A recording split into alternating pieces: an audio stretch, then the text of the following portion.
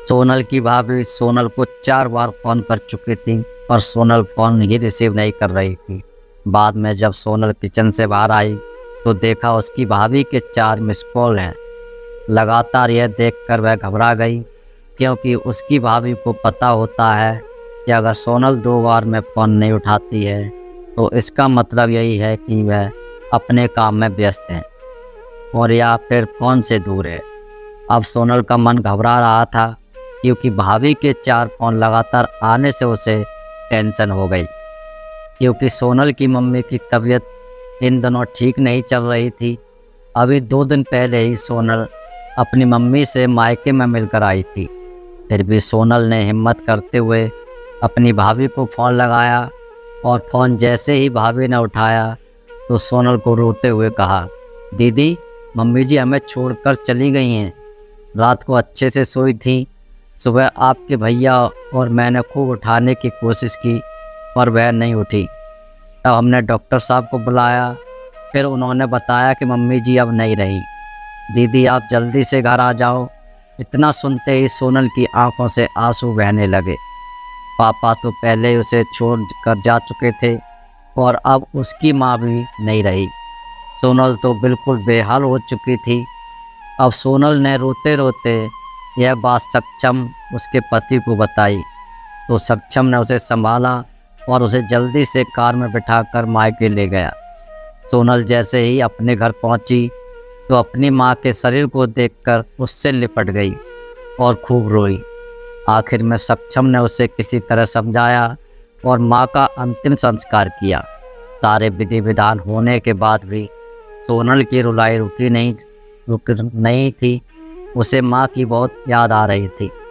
तब सोनल की मौसी ने उसके आंसू पोंछे और उसे संभाला और कहा, सोनल बेटा, ऐसे दुखी मत हो। दीदी नहीं रही तो क्या हुआ, मैं हूँ ना, तेरी मौसी। मेरा घर भी तो तेरा मायका है। तेरा जब मन करे तब आ जाया करना अपनी मौसी के पास। वैसे भी कहते हैं मौसी मतलब माँ जैसी। बेटी, मैं तेरा दर्द समझ सकती हूँ, क्योंकि तेरे पापा तो पहले ही तुझे छोड़कर जा चुके हैं और आज दीदी भी चली गई। कहते हैं ना कि माँ के जाने के बाद तो लड़कियों का मायका ही छूट जाता है।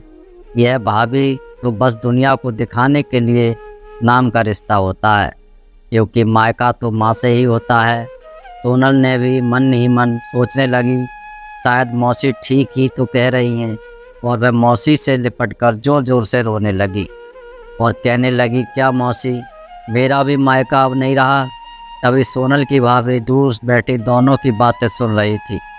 पहले तो भाभी ने सोनल को चुप कराया और फिर उससे दिलासा दिया।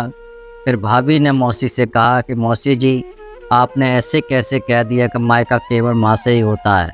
मैं मानती हूँ कि माँ का स्थान कोई नहीं ले सकता, लेकिन अभी दीदी के भैया भाभी जिंदा हैं, और जब तक हमें दीदी का मायका हमेशा बना रहेगा। मैं पूरी कोशिश करूँगी दीदी को मम्मी जी की तरह प्यार और सम्मान देने की, और दीदी जब चाहें तब यहाँ आ सकती हैं। यह घर कल भी उनका था, आज भी है और कल भी रहेगा। मौसी जी, मैं भी एक बेटी हूँ और मेरा भी मायका है, और मैं अच्छे से जानती हूँ कि हम बेटियों के लिए मायका कितना महत्वपूर्ण होता है। मौसी जी, आप दीदी को अपने घर ज़रूर बुलाइए, पर उन्हें अपने भैया भाभी के प्यार से दूर मत करिए। तभी मौसी ने कहा, बहू, आज के ज़माने में तेरी जैसी सोच रखने वाली भाभी बहुत कम मिलती है। मुझे माफ़ कर दे, मैंने सोनल को गलत राह दिखाई।